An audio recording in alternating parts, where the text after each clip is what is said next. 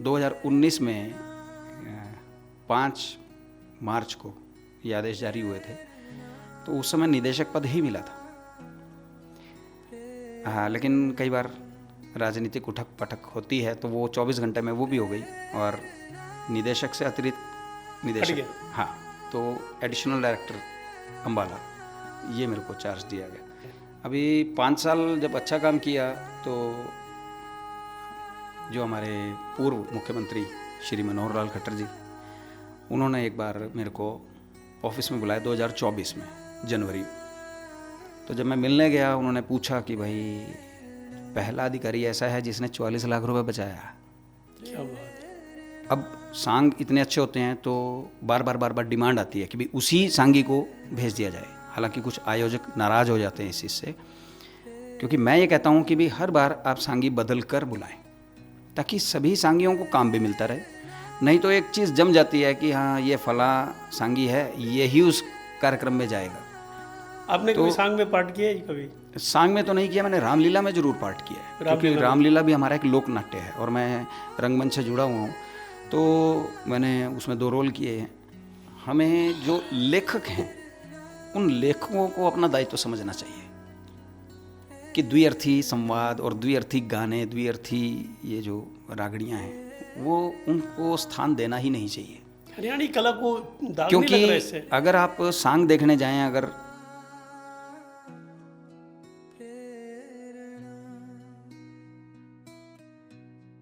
नमस्कार, प्रेरणा वाणी केंद्र से मैं जय भगवान सिंगला। आज फिर से हमारे मेहमान हैं श्री नागेंद्र शर्मा जी, हरियाणा कला परिषद के डायरेक्टर। नागेंद्र जी, आपका इस प्रोग्राम में स्वागत है। धन्यवाद जी। पिछले एपिसोड में आपने बताया कि आपका सफ़र अम्बाला से शुरू हुआ जी, और आज आप कुरुक्षेत्र में हैं। जी, हैं तो हरियाणा लेवल पे, लेकिन आपका हेड ऑफिस शायद कुरुक्षेत्र है, क्योंकि मैं जब भी मिला हूँ आपसे यहीं मिला हूँ। जी, जी। तो इसके बीच का आप सफ़र हमें बताएंगे, किन किन पड़ाव से गुजरा, क्या क्या झटके लगे, क्या क्या उपलब्धियाँ मिली?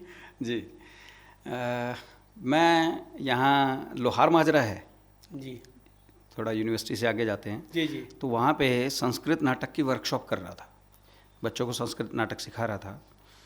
तो मेरे पास एक कॉल आती है कि नागेंद्र शर्मा। मैंने कहा हाँ जी। कहते आप अभी कहाँ पे हैं? मैंने कहा जी मैं अभी कुरुक्षेत्र के आसपास हूँ और एक वर्कशॉप पे हूँ। तो उन्होंने बोला कि आपको अभी के अभी चंडीगढ़ आना है। तो मैंने कहा जी आप? तो उन्होंने बोला कि मैं सीएम हाउस से बोल रहा हूँ और सीएम हाउस से बोल रहा हूँ चंडीगढ़ से, तो आपको अभी यहाँ पहुँचना है।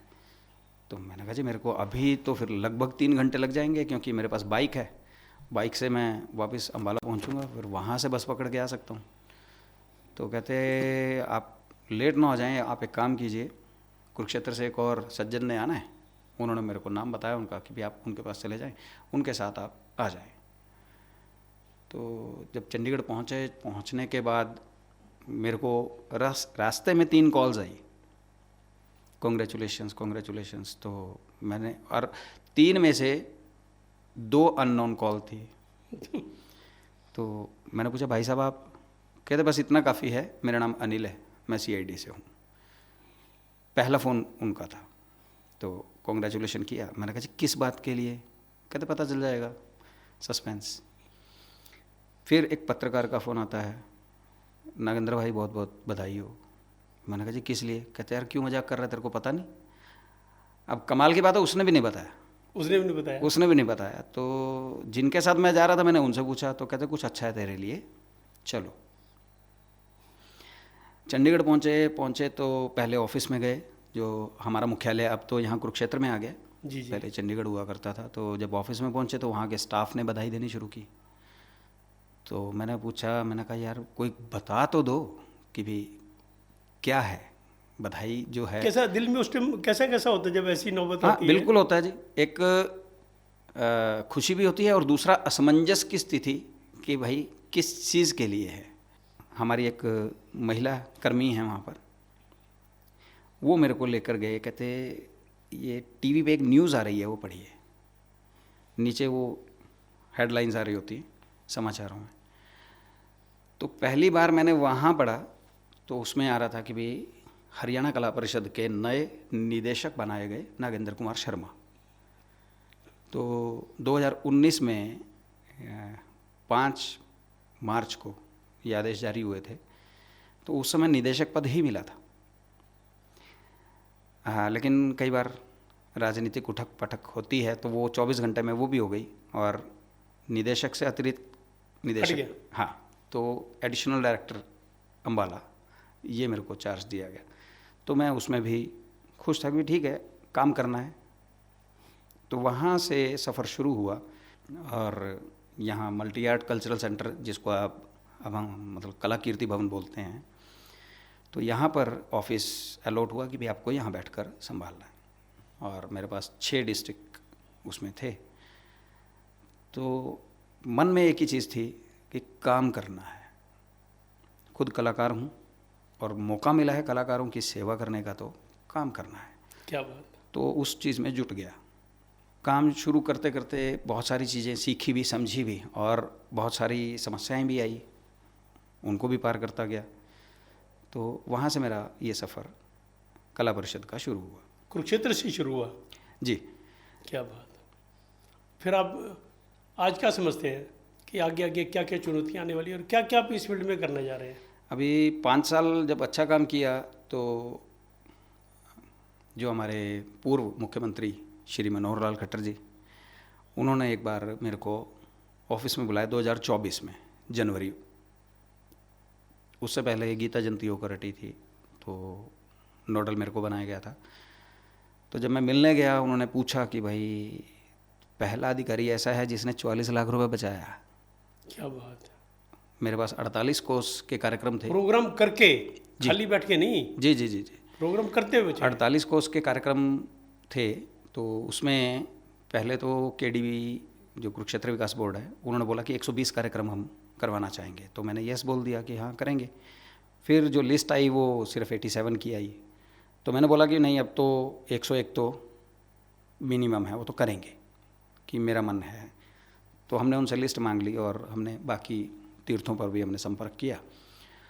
तो करते करते करते करते उन तीर्थों पे जाके आपने, हाँ, वो मेरे पास आज भी फ़ोटो वीडियोस पड़े हैं। पूरा एक सिस्टमेटिक काम किया था। तीर्थों पर जाकर हर तीर्थ पर मैंने अपनी टीम भेजी, 2 टीमें भेजी थी, एक तरफ दूसरी तरफ। तो हर तीर्थ पे जिसने कार्यक्रम मांगा था, वहाँ क्या व्यवस्था हो सकती है, कैसा मंच लगना चाहिए, नहीं लगेगा, क्या है क्या नहीं है, कितना सामान लगना है, वो सब की व्यवस्था हमने नोट की। नोट करने के बाद बहुत अच्छा एक कार्यक्रम हमने किया। तो 101 करने के बाद मन में जागा कि भी एक माला पूरी की जाए, तो 108 कार्यक्रम किया जाए। वो 108 किए। तो सीएम साहब खुश थे कि भी 108 कार्यक्रम मात्र 64 लाख में कर दिए। हालांकि जो सीईओ थे अखिल पिलानी जी थे, वो थोड़ा चिंतित थे कि भी नागेंद्र जी 1 से ऊपर नहीं जाना चाहिए, यानी 1 करोड़ से ऊपर नहीं। मैंने कहा सर आप 1 करोड़ की बात कर रहे हो, मैं तो 80 लाख सोच के बैठा हूँ, इससे ऊपर नहीं जाने दूंगा। वो करते करते हमने पूरी ईमानदारी से काम किया, तो 64 लाख में वो कार्यक्रम कंप्लीट हुए। तो सीएम साहब ने, जब मैं गया तो मेरे पास 5-6 फाइलें थी। तो जब बातचीत शुरू की तो उन्होंने बोला कि भाई ये फाइलें रख दे साइड में, पहले ये बता तूने 44 लाख रुपए कहाँ से बचाया। तो मैंने बताया, मैंने कहा जी ये यहाँ से जितना लगा हमने एक्चुअल में। क्या फीलिंग आई जब उन्होंने कहा यार आपने 44 लाख कैसे बचाए? आप सच माने कितनी खुशी हुई होगी उस टाइम, कैसा लगा वो? खुशी से ज़्यादा एक गर्व की अनुभूति क्या थी कि एक मैं सीएम, जो हमारे ऑनरेबल सीएम हैं, उनके सामने खड़ा हूँ और वो मेरे से पूछ रहे हैं, और गर्व की अनुभूति हो रही है कि भाई वो ये बोल रहे हैं कि तू मेरा सच्चा वीर है। मेरे लिए बहुत बड़ी बात है। बहुत बड़ी बात। जब मनोहर लाल जी ने बोला कि भाई तू मेरा सच्चा वीर है और तूने बहुत ईमानदारी से काम किया है, तो एक गर्व की अनुभूति हुई। और जो दूसरी अनुभूति मन में आई कि सामने जो शख्स बैठा है, ये वो है जो बहुत सारी समस्याओं और झूठी बातों के खिलाफ लड़ता है। क्या बात। जनता बोलने को 1 मिनट लगाती है, फलाना भ्रष्टाचारी, ये वो, ऐसा वैसा। मैं एक बहुत अहम बात कहना चाहूँगा कि जिस व्यक्ति ने अपने दोनों मकान दान दे दिए वो भ्रष्टाचारी कहाँ से हुआ? सही बात है। तो वो एक अनुभूति मन में थी कि ये वो शख्स है जिनके सामने मैं खड़ा हूँ और उन्होंने ये पूछा है और इतनी बात बोली है कि भाई तू सच्चा वीर है, तो मेरे लिए एक गर्व की अनुभूति थी। तो उसके कुछ दिन के बाद मुझे डायरेक्टर की पोस्ट जब मिली तो पूरा हरियाणा संभालने का एक मौका मिला। तो प्रयास जारी किए। मेरी कोशिश रहती है कि जो आगे भी रहेगी, कलाकारों के लिए ज़्यादा से ज़्यादा मंच निर्माण कर दिए जाएं। अक्सर यही होता है कि कलाकार यही बोलते मिलते हैं कि मंच नहीं मिलता, मंच नहीं मिलता, यही प्रॉब्लम है। तो ज़्यादा से ज़्यादा मंच बना दिए जाएं ताकि कलाकारों को प्रस्तुति के लिए मंच मिले, समय मिले। और फिर जब भी माननीय मनोहर लाल जी के सामने जाना होता था, कलाकारों की किसी भी समस्या को लेकर जाते थे, कोई बात करने जाते थे, उन्होंने हमेशा एक ही चीज़ बोली है, इसके अलावा और क्या करना है वो बताओ। क्या बात है। कभी मना नहीं किया। मैं कोरोना काल याद करता हूँ, कोरोना काल में जब उनसे मिलना हुआ था तो उन्होंने बोला कि भाई बोलो क्या करना है, कभी पीछे नहीं हटे। उनके लिए सामने एक बात रखी कि जो वृद्ध कलाकार हैं उनकी पेंशन योजना उन्होंने अनाउंस किया, उस पर भी काम चल रहा है, तो कभी उन्होंने रोका नहीं। जो बजट है वो बजट भी उनके कार्यकाल में ही बढ़ाया हमने, क्या बात, ताकि प्रस्तुतियाँ बढ़ाई जा सकें, काम और ज़्यादा किया जा सके, उन्होंने बढ़ाया। आजकल आप क्या क्या काम कर रहे हैं यहाँ पे? अभी नाटक हो चाहे सांग हो चाहे जी, हर विधा के लिए हम काम करते हैं। और जोर रहता है कि जो विधाएं लुप्त हो रही हैं, जैसे सांग विधा है, ये बहुत ज़रूरी है। सांग विधा लुप्त होने के कगार पे रहती है। हालांकि मेरा एक रिसर्च का विषय भी है ये सांग। तो अगर हम पूरे भारतवर्ष की बात करते हैं तो भारतवर्ष में पूर्व पंजाब जिसको बोलते हैं, जब हरियाणा बना ही 1966 में, तो पूर्व पंजाब था वो, तो हमारा जो हरियाणा का हिस्सा है वो पंजाब में ही गिना जाता था। तो उस समय भी सांग होते थे। हिमाचल में भी बहुत सारे लोगों को पता ही नहीं है कि हिमाचल में भी सांग होते रहे हैं पहले। यूपी में सांग होते रहे हैं, राजस्थान में सांग होते रहे हैं। यूपी राजस्थान का तो, हरियाणा का तो तीनों हाँ, को पता है। इनका पता है। और मध्य प्रदेश में मालवा और बुंदेलखंड, वहाँ भी होते हैं। वहाँ भी सांग होते रहे हैं। लेकिन मैं कहता हूँ कि सौभाग्यशाली है हरियाणा और हरियाणा के कलाकार कि आज की डेट में सांग हरियाणा में ही हो रहे हैं। बस बाकी सब में कोई किसी में सम्मिलित हो गया, यूपी में नौटंकी में शामिल हो गए, तो वो नौटंकी अलग से ही विधा हो गई उनकी, उसमें शामिल हो गए। तो इसी तरह वो कहीं ना कहीं लुप्त हो गए। लेकिन सांग और सांग का साहित्य की अगर बात करें हम, तो सांग का सबसे ज़्यादा साहित्य हरियाणा में मिलता है। मैंने, जब मैं 7वीं 8वीं में था, गांव में रहते थे हम जी, रात को भाग भाग के देखे आया करते थे। और कभी सांग की परंपरा रही है जी। सांग अक्सर आप लक्ष्मीचंद जी के बारे में पढ़ेंगे, हाँ। मांगेराम जी के बारे में पढ़ेंगे, क्या बात है। वो भाग भाग के सांग देखने जाते थे। अब मांगेराम जी की तो आप सुनेंगे कि भी वो अच्छे परिवार से थे, तो उन्होंने शर्त रख दी। परिवार वालों ने बोला कि भाई सांग देखने जाएगा ना तो हुक्का पानी बंद है तेरा। तो वो बोले, कहते कहते अच्छा फिर मैं मोटर लूँगा, यानी कार लूँगा। तो कहते कार क्या करेगा? कभी एक काम करा लो, या तो मैं सांग देखने जाऊँ या मेरे को कार लेने दो। तो घर वालों ने कार ले दी। फिर वो क्या करने लगे, सांगियों को उसमें बिठा के सांग में जाने लग गए। तो ये तो परंपरा रही है कि भाई भाग के सांग देखने जाना सारा। लक्ष्मीचंद भी ऐसे ही करते थे। तो मेरे को एक बात याद है कि मेरे को घर वालों ने इस बात के लिए कभी नहीं डांटा कि तू भाग के सांग देखने गया। उसमें क्या है जी, आज भी हम सांग की परंपरा मतलब देखें या सांग भी देखते हैं। कम से कम सिनेमा हाँ, देखने से बहुत अच्छा सांग देखना है, उसमें कुछ तो सीख सिनेमा देखने के लिए माँ बाप ने डांटा, सांग के लिए कभी नहीं सांग के लिए कभी नहीं डांटा। जी जी। तो कला परिषद की तरफ से प्रयास किए जा रहे हैं। पिछली बार मैंने एक प्रयास किया, सांग की कार्यशाला, पहली बार ऐसा हुआ कि सांग की कोई कार्यशाला लगी जिसमें सांग, हरियाणा कला परिषद के बैनर के तले। जी, वो मेरी एक सोच थी कि भाई नई पीढ़ी को जब तक हम नहीं बताएंगे सांग के बारे में तो प्रयास फलीभूत नहीं होगा। तो सांग की एक कार्यशाला लगाई गई।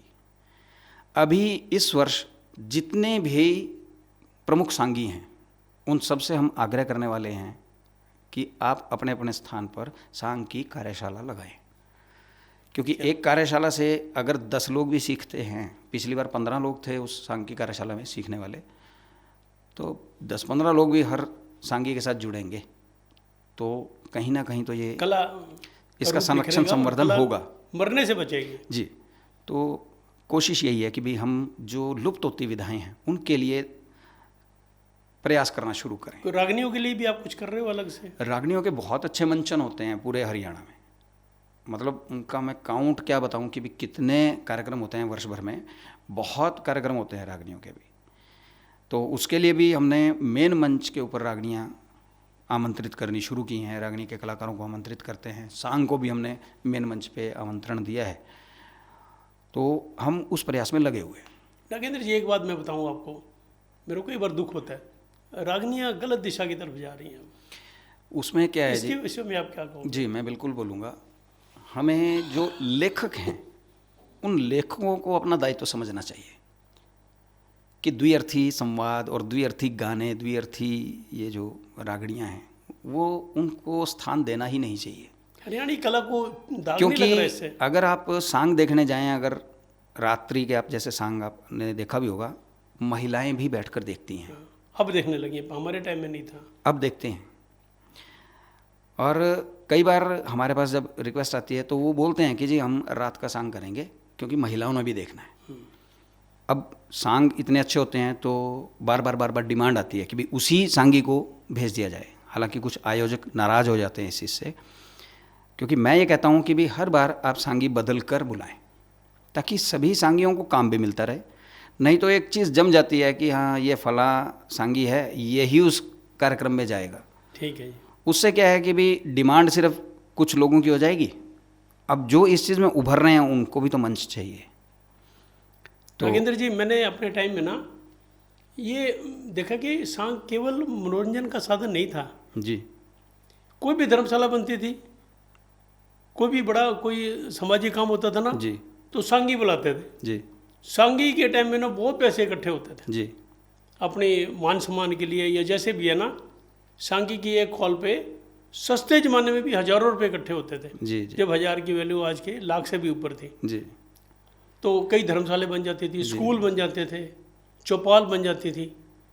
तो ये खाली मनोरंजन का साधन नहीं, ये हमारी सामाजिक जो बिल्कुल बिल्कुल। एक ताना बना उसको मजबूत इसमें करता था। मैं एक चीज़ और जोड़ता हूँ जी कि सांग जो हैं ठीक है, उसको हम मानते हैं कि प्रहसनात्मक हैं, जिसको हम कॉमेडी बोलते हैं, लेकिन उसके साथ साथ कहीं ना कहीं कुछ संदेश देते हैं। संदेश भी देता है। सामाजिक समस्याओं को लेकर कुछ ना कुछ संदेश हैं। अगर पुरानी किस्से कहानियाँ वो प्रस्तुत कर भी रहे हैं तो उनमें क्या चीज़ की जानी चाहिए, क्या नहीं की जानी चाहिए, चाहे वो किसी राजा के चरित्र को लेकर है या रानी के किसी चरित्र को लेकर है, तो वहाँ से भी सीख मिलती है कि भाई ये चीज़ नहीं होनी चाहिए और कौन सी चीज़ अच्छे तरह से होनी और चाहिए। सांगी जब वहाँ बोलते थे ना, जी जी जी वो देखने वालों के मन में उतर जाता था उसी टाइम। बिल्कुल है। और इतना प्रभावशाली होता था। कमाल की बात यह है, बहुत सारे ऑडियंस में ऐसे बुजुर्ग होते हैं जिनको रागड़ियाँ याद हैं। हाँ, याद है। अगर कोई सांगी कई बार समय को देखते हुए ना कि भाई जल्दी ख़त्म करना है, तो अगर कोई सांग में से रागनी हटा देते हैं ना तो ऑडियंस में से बोलता है कि भाई ये रागनी रहेगी, भाई ये बोल रहे क्या, तो ये बोल। तो ये चीज़ें बहुत अच्छी हैं कि भाई ऑडियंस में जो लोग बैठे हैं वो इस चीज़ को जानते हैं, समझते हैं। आपने कभी सांग में पार्ट किया है? कभी सांग में तो नहीं किया, मैंने रामलीला में ज़रूर पार्ट किया है, क्योंकि रामलीला भी हमारा एक लोक नाट्य है और मैं रंगमंच से जुड़ा हुआ हूँ, तो मैंने उसमें 2 रोल किए हैं। किसका रोल किया? मैंने एक जनक जी का किया और एक दशरथ जी का किया था। क्या बात। तो बहुत मन है कि सांग में करूं। जितना मैं सांग को पढ़ता जाता हूं ऐसा लगता है कि अभी तो कम पढ़ा है। तो हमारा सांग का साहित्य बहुत समृद्ध है, बहुत काम करना अभी बाकी है, तो वो किया जाएगा। अब नाटकों के बारे में क्या कहोगे? अब किस दिशा में जा रहे हैं हमारे नाटक आज? नाटक सही दिशा में जा रहे हैं।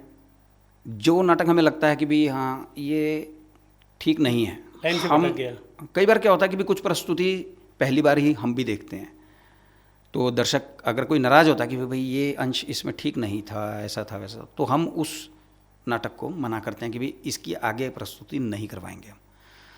तो कोशिश यही रहती है, क्योंकि हमने दर्शकों को भी देखना है, समाज को भी देखना है।